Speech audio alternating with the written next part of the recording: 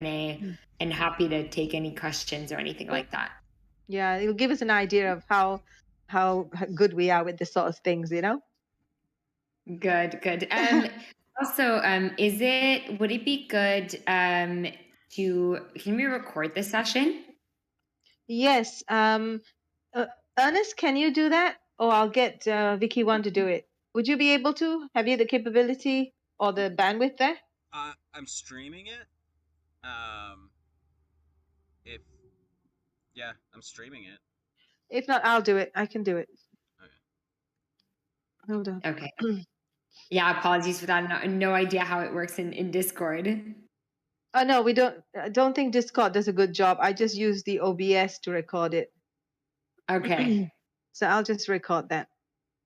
Although I'm not the best at recording, but never mind. If Okay, I'll record it when we get started. Awesome.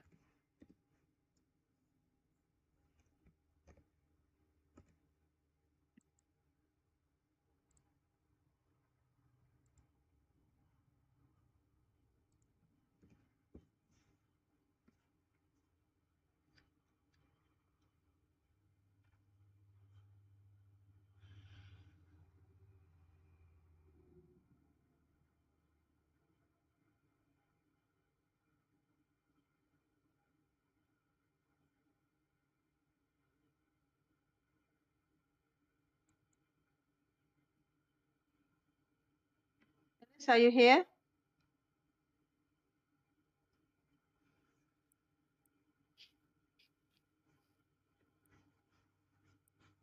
No, he's not.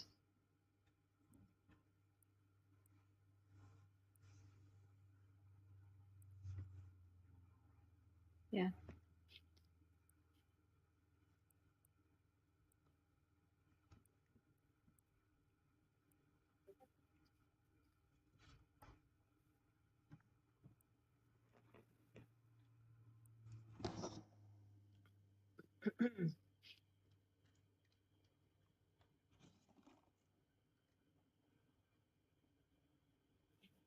Hi, everyone that's here. Just as usual, let's give it 5 minutes for people to start filtering in, and I will say, what do you call it, a tag out that we're starting in a few minutes.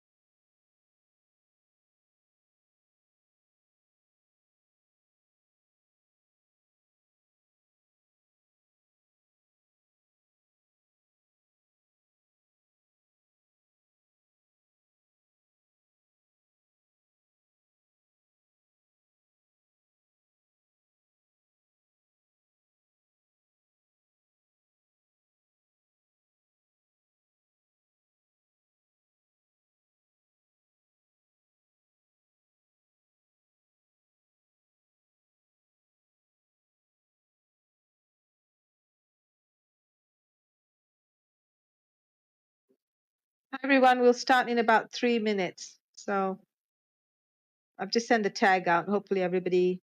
Problem is remembering this, isn't it? If you don't have a reminder set.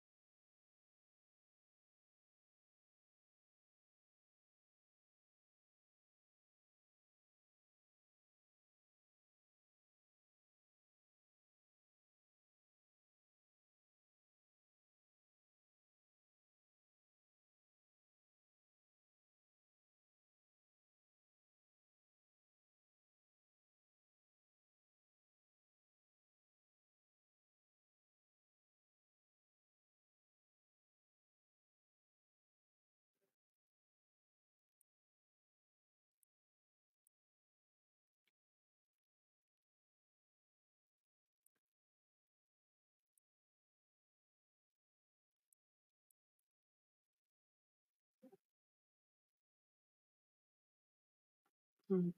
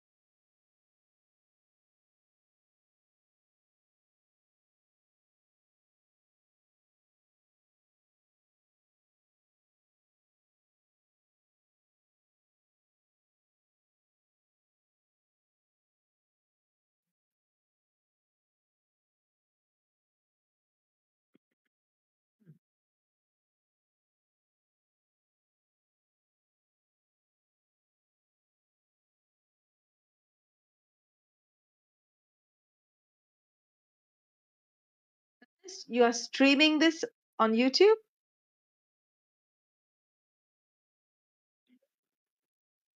Oh, okay, wonderful.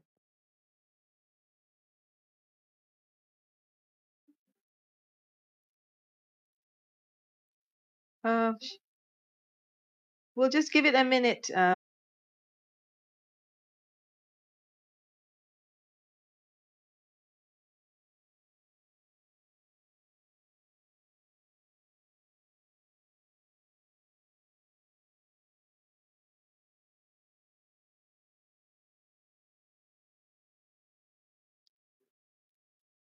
Okay, shall we go ahead and start? I think people will come in and then they can ask the question in the question and answer session later if they missed anything. Perfect. Yes, let's do that. So hi, everyone. Just briefly, I'll just turn on my camera to introduce myself. Hi, so I'm Val. I am from the Lido team, and super happy today to kind of like basically join the Bankless Education Guild and introduce Lido for those who might not be familiar with it, understand. And basically, the goal is really to answer your questions, let you know how it works, why it's important, the problems that it solves. And then we'll go a little bit into also kind of like proof of stake and proof of stake staking. Maybe some of you are very, very familiar, maybe some of you not as much. But it's something that with the merge coming up is really important to understand. So is everyone ready to get started? Yes? Definitely. Yay! Good, awesome. So I'll turn off my camera so that we'll focus on the presentation. And then again, any questions, happy to answer at the end. So the first thing that I want to touch on is, so some of you might not know Lido. So Lido is the leading liquid staking protocol. I'll go a little bit more into what that means. But Lido essentially today is also not only the leading liquid staking protocol, but it's also top DeFi protocol. So depending on the day, it's among those DeFi blue chips, which kind of depending on the day, it's either Curve, Maker, Uniswap, Lido, kind of shuffles back and forth until like the number one place on DeFi Llama by TVL. And Lido currently holds approximately a third of the staked Ethereum today. So it's an important player in the space, and it's actually really important also for people to engage because it has such a large kind of share of the Ethereum stake. So that's why we really want to encourage people to also take part in the Lido DAO, which I'll go into as well. So first question I think is kind of important, and there's a lot of debate about this. It's how did Lido become so large? And the reality is that Lido was solving a big problem. and it's making proof of stake staking more simple, accessible, and secure. And it was first to market in solving that problem, and it's a really core pillar of what we call composable finance today, which I'll go a little bit into later. So why Lido exists? The two things that it really aim to do for proof of stake staking is lower the barrier to entry and the opportunity cost of staking. And this is really, really important for blockchains so that everyone can participate, because we want the blockchains that we're building on to remain decentralized and secure. And so a quick primer on proof of stake and staking, which will kind of explain a bit better on why why that is so important that everybody can participate, is and that's kind of going into also what's going on with the Ethereum merge.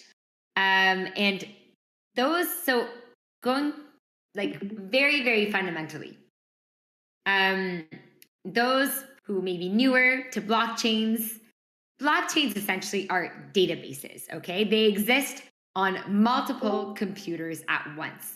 And the reason for that, the reason why that's so powerful, is that there's no single entity that can control or modify that database. And that's the power of decentralization.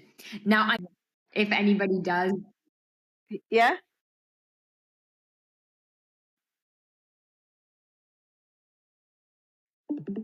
Oh, okay. Do you know where to do that?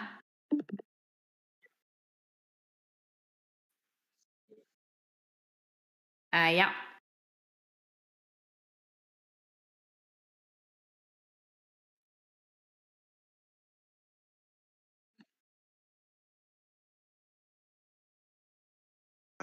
I think Yeah. alternatively check your under your profile, right? Check the settings. The settings icon is there. Click on it, and then scroll to notifications. Wait, where is that on the settings? Sorry guys for the interruption. It's just I think it might be worth it. Yes, I agree. Yeah, just check where your profile is. Yes. On your Discord screen. Yes, down left, you would see the settings icon. Yeah, user settings. Click on it, and then scroll down to notifications. Oh, streamer mode, is that it? Enable streamer mode? No, just check this the notification, and then there's a toggle to just switch it up. if yeah, that's okay, like that's right. Yeah, I know exactly. I'll just I'll do that. Wait. Okay. Hopefully that disable all notification sounds. Okay. Let's see how that goes. And then maybe if I do. Okay. Well, we'll try this and then see if that works. All right. So sorry guys for the interruption, but I think that's worth it. So going back to blockchains for a little bit, basically for those decentralized databases that are blockchains to work, the computers all need to agree on like what the one version and the canonical version of all of the data of what that one version of the blockchain is. Okay. So most of you know this again, but these computers essentially they run nodes, and these are called the node operators. Okay, the people that run these blockchains, and the node operators are the ones that are responsible for verifying that one like version of the block, and to process and validate the transactions to produce blocks, which essentially is what creates and operates the blockchain. So proof of stake is the mechanism that makes sure that the node operators stay in sync and remain honest and like agree on what that one version of the blockchain is. And the way that proof of stake works is that it requires those node operators to deposit capital, so like to stake capital, in return for the rights to participate in the consensus mechanism for rewards.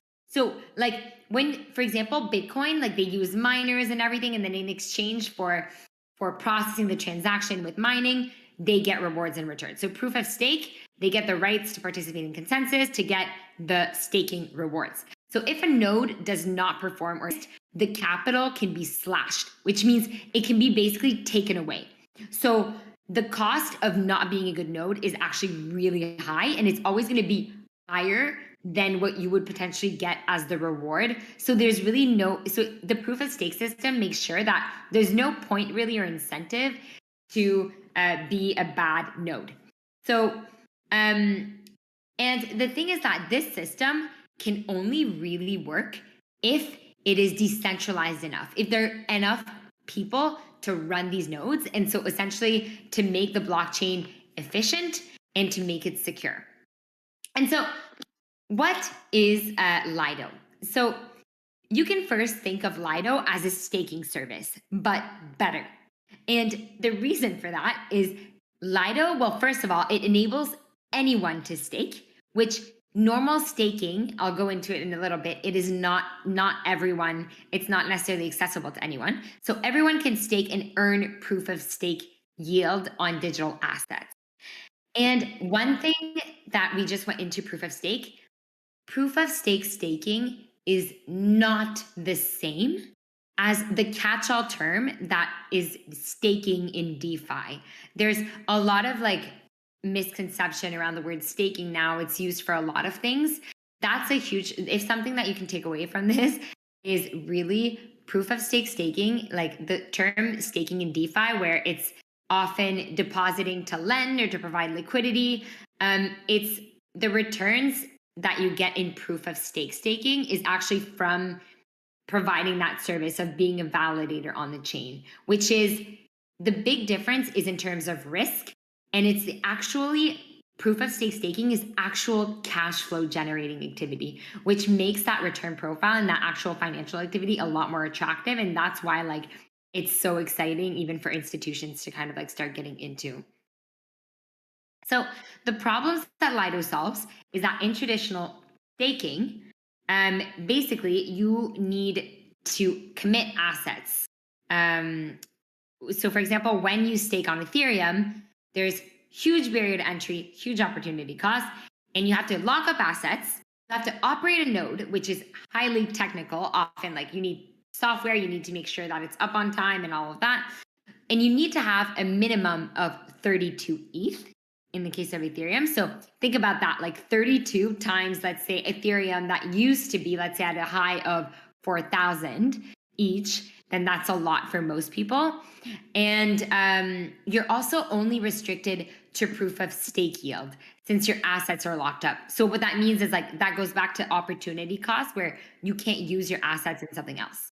So Lido introduces innovation called liquid staking. Lido changes all of that. Basically, Lido lets you deposit your assets to stake and earn the proof of stake yield. So not like any other risky yield, like really proof of stake yield, but you can take your assets with you in liquid form. And basically by issuing a token that represents your stake, and you can take it to DeFi applications to compound your yield. And when you want to redeem your staked assets, you can do that by trading in your liquid token, which in case of Ethereum is Lido's liquid token is called STETH. So it's being able to access your capital whenever you want. And that is what liquidity means. It's being able to just get your cash, which is why like liquid staking. So to stake with Lido, you don't need a minimum investment. There's no need to operate a node, and you have the chance to earn even more. So that's why like it acquired so much market share, because essentially it solved this really important problem. So what is super about Lido is the two things that are super important. So for the network, liquid staking, and it makes it easier for everyone to stake and contribute to decentralizing and securing the blockchains that we are building Web3 on, which is super important. So So for us, like obviously what Lido cares about as a protocol is securing those blockchains, but doing it in a way that makes it even more attractive to stakers by enabling them to also boost DeFi yields. So in a way that is secure. So the way that it works is that this is a Lido interface. We call it this like one-click staking. So literally you go into Lido, it's so easy. You don't even need to understand like what happens in the back end. You deposit, you stake, you receive an ST token in your wallet, and this is your liquid token that you can go into DeFi, like Aave, like Compound, like Curve, or other applications. You can use it as collateral, do yield farming, probably other things that you guys have been taught on with Bankless. Provide liquidity, just trade or hold. And so here is kind of like in the background. So when you do that, this is really, really simple. This is what you see. Now, what happens actually is that the user's stake, when you stake with Lido, it's distributed across Lido node operators. And these node operators are the ones that basically do that work for you and do the node operation. And they are vetted and selected by the DAO. And that is really important. And that's kind of like a key piece of Lido is sometimes there's a bit of controversy around that because they're like, it's not as if anyone can be a node operator with Lido.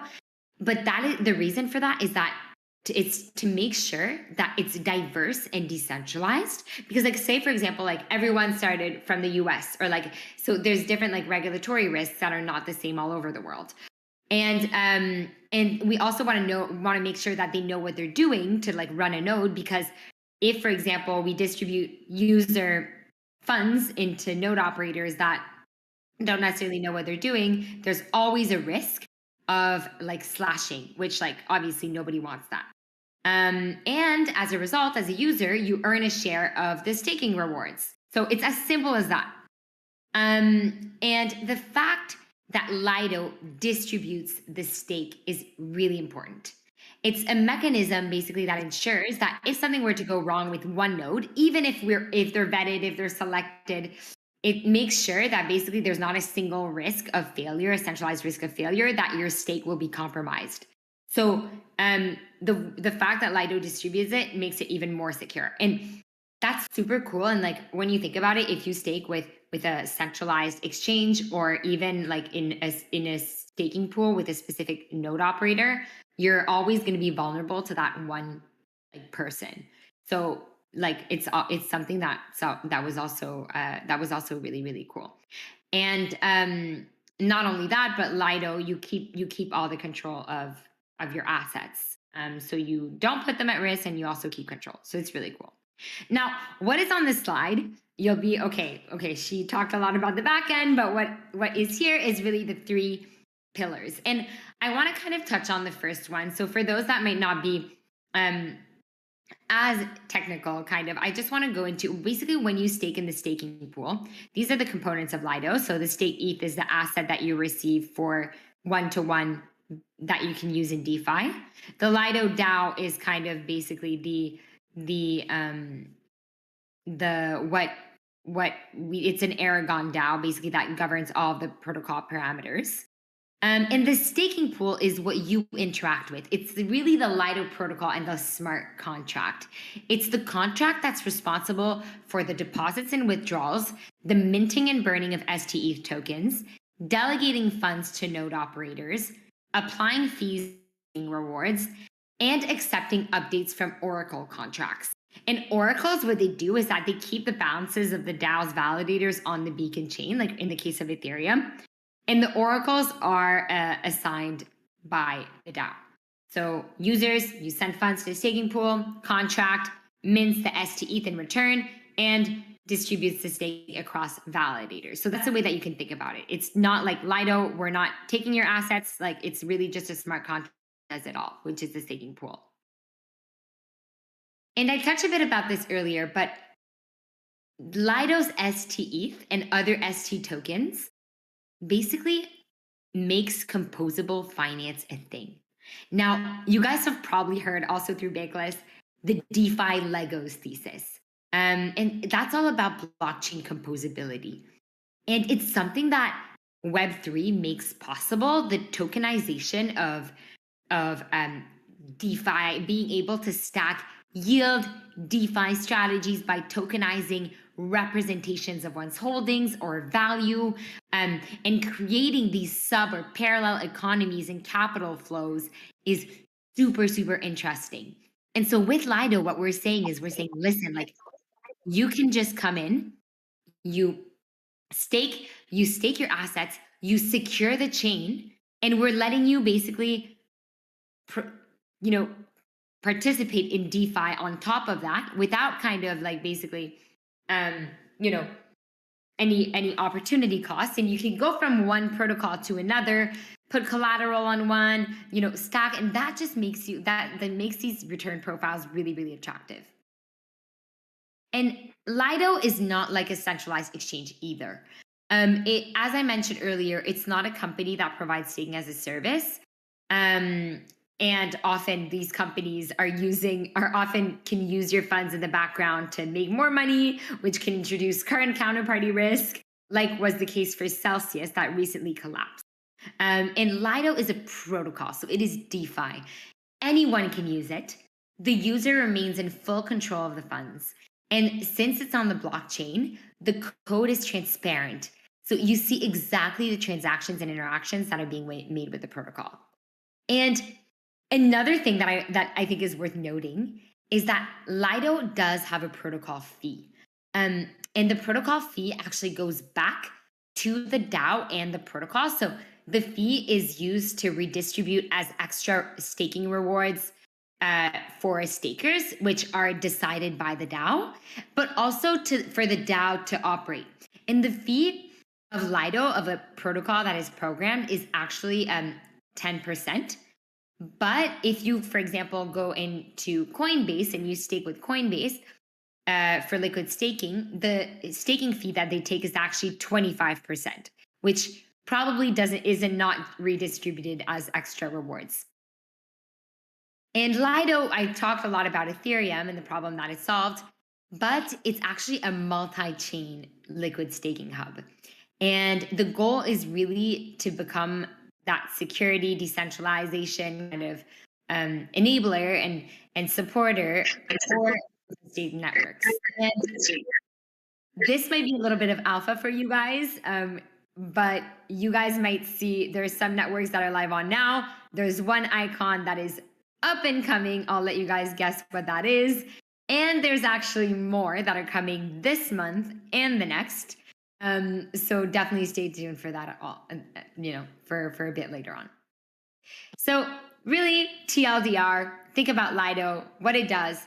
It makes staking, proof of stake staking, simple, accessible, and secure. So that's a bit of an overview about Lido.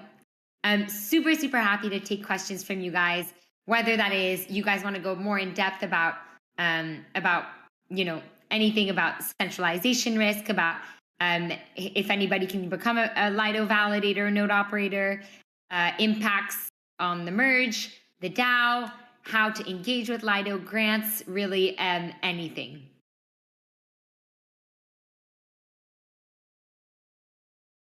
I have a question. So if you're saying that the people who are operating the nodes are, vetted through Lido, are they sort of like beholden to Lido? I mean, how does that make it decentralized if Lido is controlling who they are? Does that make sense? Yes. No, totally. So Lido, the way that it works at the moment is the reason why there's kind of a more, I guess, stringent like criteria to be a Lido node operator, and that is because right now the way that the staking works on the Beacon chain is that assets are locked. So as many of you guys know, until like withdrawals from the Beacon chain are not available until sometime after the merge. And so what that means is that if like a node operator were not to perform or something like that, your funds would be locked And so that's not good. So if like the validator keeps on getting slashed, your funds are being slashed with it. So basically Lido, in order to kind of like mitigate these risks, is taking a little bit more of a like cautious approach in that sense.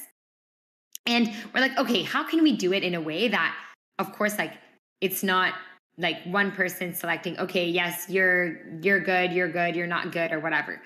So there are different criteria that are basically both on-chain and actually kind of off-chain data that we base ourselves on.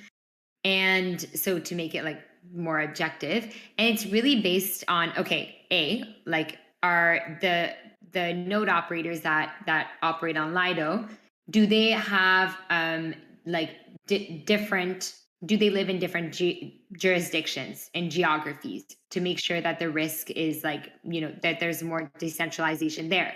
Do they operate on different servers? Do they so that like if say, like they're all working with on AWS or something like that, it goes down, then that's not ideal either, right? So these are kind of the criteria. Now going back to how it works with the DAO. So Lido LDO holders essentially are responsible for voting them in as well. So node operators can apply to be elected in a batch. They're filtered through like the criteria, like do they meet the criteria? And then once we see, okay, yes, they meet the criteria, or no, they don't meet the criteria, then they can be voted in by the DAO. If the DAO approves, then they're let in. Now, the question is, okay, is this the way that it's going to, let's say, remain for the foreseeable future? The reality is probably not. And the reason for that is that, again, as you said, the goal is for more people to participate, and B, to decentralize the set even more, because that will be key to security, especially as the network scales. So how are we going to do that? So there's actually a roadmap to decentralization that details a little bit more on the Lido blog, and it will evolve over time. The one thing for sure is that we don't want to compromise security, because as much as we say, okay, yes, it's great, like, we'll just onboard everybody and anybody to be a validator, to be a node operator. It's like, okay, well, would you actually deposit your funds with, a random person that you think might not do a good job and actually might get funds completely destroyed? Like, you wouldn't want that to happen to your capital. So we don't want that necessarily for users, and nobody in the DAO does either. So it's going to be a matter of time in terms of like, okay, when withdrawals are available, that will be a little bit more feasible, and then it's going to be about experimenting with different formats, about how can the vetting process be maybe a little bit more on chain, by more quantitative factors. Are there ways basically to do a little bit larger onboardings to make the process of onboarding a little bit more streamlined, things like that? So it's over time that will evolve. The goal is to keep growing the validators, the node operator set. And that's kind of like the direction that we're going into. And one thing that I can share with you guys, and this is completely new, so you guys are going to be among the first ones to hear it. So Lido is, there's a proposal that is out at the moment for Lido to be launched on Cosmos. And so that's something that is new. So Lido on Cosmos, for example, in the proposal, there is a structure which I personally, just as myself, find really, really cool, is that there's actually going to be a kind of like a operator set that will be vetted and selected, but there's actually going to be a permissionless validator, node operator, set of node operators as well. And there will be nuances between the two. Technically, there's going to be like kind of a premium, and potentially the ones that are vetted might like basically earn a little bit more, or the structure about that, just because there's probably going to be more demand to basically stake with them. But it's still going to leave room for anyone to kind of permissionlessly apply to be a node operator. And then that will be literally just the DAO and code that will just vet purely based on like on-chain performance. Are they kind of good enough without any kind of like, like KYC verification, if we want to frame it that way, without like off-chain data. So that's going to be an experiment that will be running, but it's also super important because like for Cosmos and the Cosmos ecosystem and decentralization. So we're trying to think about it from that standpoint as well, and work like with to see what the Cosmos community, what would work best for their ecosystem. So that's all new. Those are all things that we're experimenting with. I have got a question. Can you briefly touch on validators going offline and the slashing penalties associated with them, or that happens in those situations? Yeah. Do you mean specifically for Lido or just in general, like kind of validators going offline for Ethereum? Yeah, for Lido specifically. Yeah, I mean, we have a dashboard actually that we can monitor the node operators, kind of like how they're performing.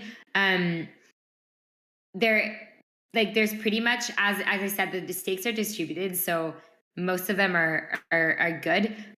Sometimes like there are like really slight glitches where, okay, like someone doesn't upgrade the system like right on time, there's a bit of downtime and everything like that, and then everyone's like scrambling like, okay, like what's going on, like, but these things do happen. Like there are people actually operating these computers in the back end, so it's like, okay, it's a lot to keep up with everything that's going on all the time, but it's a really like important, that's why like also there is that kind of like vetting process, because it's not everyone that is familiar on how to handle these things. And as you guys know, like with the merge coming on, there's a lot of like test nets that are merging, and a lot of different simulations, let's say, of the merge, and it requires like, validators to be like always online and doing these upgrades and everything like that. So I don't know if that answers your question, but that's kind of like why sometimes like these things would happen. But that's why the stake is like distributed across node operators, so that the risk of, like, say if you were staking with only one of them, then that would not be so great, which a lot of people actually do. So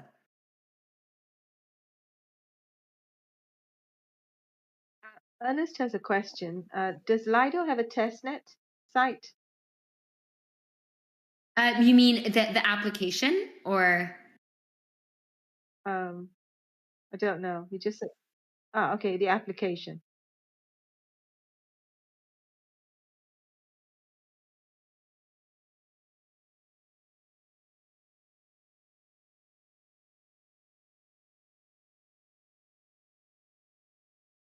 So yeah, well, Lido is not on a test net. Like Lido has been operating for like over a year. It's an application. It's actually just smart contracts that you can use.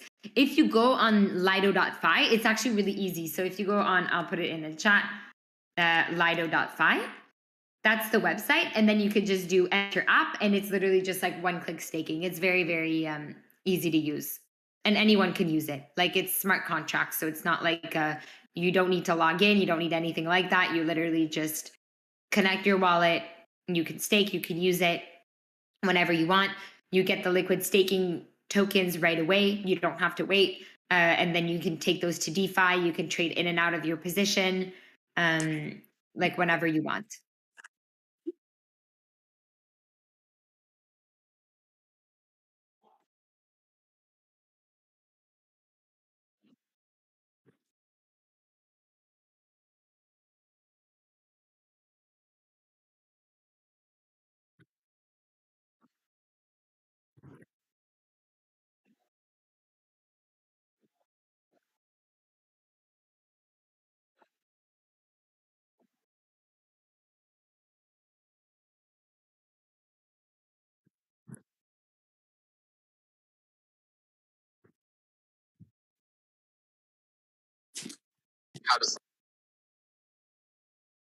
Yeah.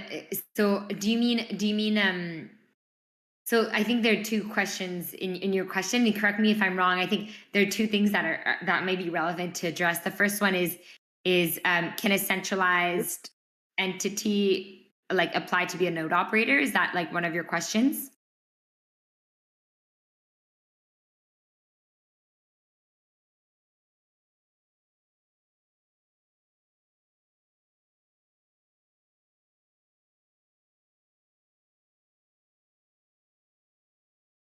Okay.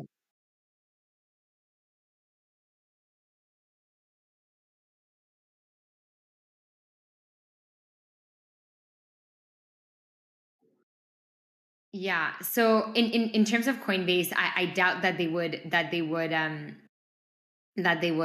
be a node operator for Lido. The only reason for that is that actually they just launched a Lido competitor product to do liquid staking, to provide liquid staking for their clients, and they're operating their own nodes. So when you do liquid staking, now they also released a version of a liquid staking token, which they called CBETH. Um, but it started when it started trading. It was also trading at quite a bit of a discount, maybe because there's centralization risk there. And it's a bit of a different value proposition. They also take 25% of the fees of your rewards, of the staking rewards, versus like if you just stake with Lido, like um, why would you give away 25% of the fees? That's a lot. But so that's one thing. I don't think that they would want to be in terms of us. Now, in terms of like your if Coinbase, would be slashed if they were to censor transactions. So, um, so Coinbase actually, so there's a lot of node operators that are, let's say, like centralized. Like when you think about it, like any person or entity running a node is a person or is a company or is, like an entity. So in that sense, it is like a single node operator is one entity. So yes, one node operator is centralized. Now, the goal of having multiple node operators is to decentralize it. So, like an entity like Coinbase could, let's say, hypothetically say, hey, we want to run a node for Lido and apply to run a Lido node. Now, if they do become a Lido node operator, if they were to be, vetted, they would most likely meet the requirements because they probably do a great job. Like they know what they're doing. They would definitely qualify. Now the question is, would they be voted in by the DAO? That I can't predict. I don't know. That would be kind of like the process. In terms of censorship, that's actually a really good question that you asked, and it's something that is quite contentious because since Lido has a large the protocol itself, the Lido smart contracts, like basically the node operators behind there hold the majority, like a large part, not the majority, but about a third of the staked Ethereum at this time. You obviously would not want 1/3 of, let's say, like, I don't know, to be prone to censorship or anything like that. And that's kind of like a big risk. Now, Lido puts decentralization and permissionless access at the core of its principles. Like essentially that's why Lido exists. So in this way, like Lido is like actions are dictated by the DAO in the best interest of the protocols it supports. So Lido as a protocol has no intention to censor or restrict users. But that being said, Lido like can act like the DAO. Obviously, we will act the way that we want. We'll say like, okay, we don't want to censor or restrict users. We don't want to do that. But we can't control like Lido. That's the thing with being a DAO also, is that we have no control or ownership over the entities and the stakeholders in the system. So entities, which can include node operators, are independent. Like even if they're voted in by the DAO, they own their rights to make their decisions regarding their imposed rules and sanctions. And so given that, we recognize like, wait, what if, for example, we voted in like node operators and they decide that they have to censor because of the sanctions like imposed by like what happened with Tornado Cash, for example. So what does that mean for Lido? So what we're trying to do, and this is a conversation that's actually happening at the moment, is to say, okay, are there any ways that we can mitigate and like, you know, also think about even more decentralization strategies to ensure that that Lido, like the first priority is that it remains permissionless and accessible to everyone. And that, so the conversation is going to remain super transparent in the forum to see what can we do to make sure that that, you know, doesn't happen. Is it a case that these node operators won't be able to operate on Lido? I don't know. Is it going to be the case that maybe, you know, we just have to scale up the node operator set? We don't have the answers right now, but like it's something that the DAO is conscious of, that is a risk. And it's something that's unprecedented too. Like we're moving to proof of stake for the first time. There's little track record of it, and liquid staking, the large share of Lido basically is something that, you know, is new as well. And obviously, like you want the DAO to be good and you know, to be aligned with the values. So the only way to do that is to involve like everyone, to, you know, get people in the forum with you know, the people that operate the DAO, that are in the DAO, for everyone to kind of have their say to find a solution that basically mitigates those risks the best. By the way, if you guys have ideas, like definitely come to our forum. Like I would love to see you guys there.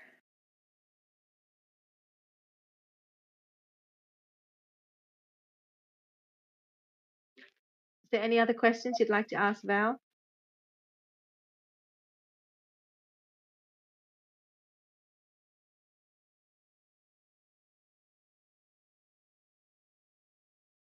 Last fun question. Has Lido ever kicked a validator out of the system before? Whoops, sorry. I think your line cut out on my end. Can you repeat your question? Has Lido ever kicked a validator out of their system? Oh, that's a good question. Actually, I don't know. Maybe before I arrived at Lido, something happened. It could definitely happen. Like it's not out of the question. I don't like, it wouldn't surprise you like what the scoop would have been on that case. But it might have. I don't remember hearing that story though.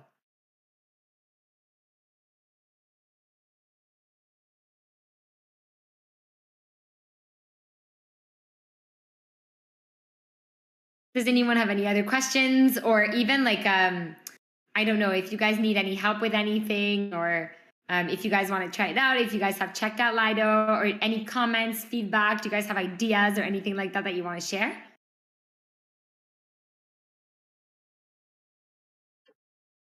I think that one area you did mention was the. Okay, I think it was well explained, and I've enjoyed this session a lot. Looking forward to the next one personally. Cool. It's really cool when you guys also like ask questions and participate. It's really awesome. So I guess I'll leave it to you. Hang on. I've got a question, but it might be a really naive one. But what other tokens can you stake on Lido? So far, we've just talked about ETH, and you're trying to get ETH onto Cosmos. Can you stake other tokens? Do they have like? No. So actually, Lido on Cosmos is for Cosmos. It's for Atom. So Okay. Lido is actually, like, as I kind of spoke here, it's actually a multi-chain staking hub. So basically, we are on Solana, we're on Matic, we're on Polkadot, we're on Kusama. We used to be on Luna, but you guys know what happened to that one. So that is no longer the case. But basically, what it enables you to do is, if you have any of those assets, you can go into Lido and same thing. You stake your SOL, you get ST SOL that you can go and use into DeFi, and you can basically earn yield on it. You put it in another protocol, earn yield on it, and then you go back to Lido with more like ST SOL tokens, and you get back your SOL tokens that were staked and were earning yield. So you can do that with SOL, you can do that with Matic. You'll soon be able to do it with Atom. And the other one that is coming very soon, which is for those who stayed, you guys deserve it. So I will let you know. Watch out this month because you'll be able to stake your AVAX. So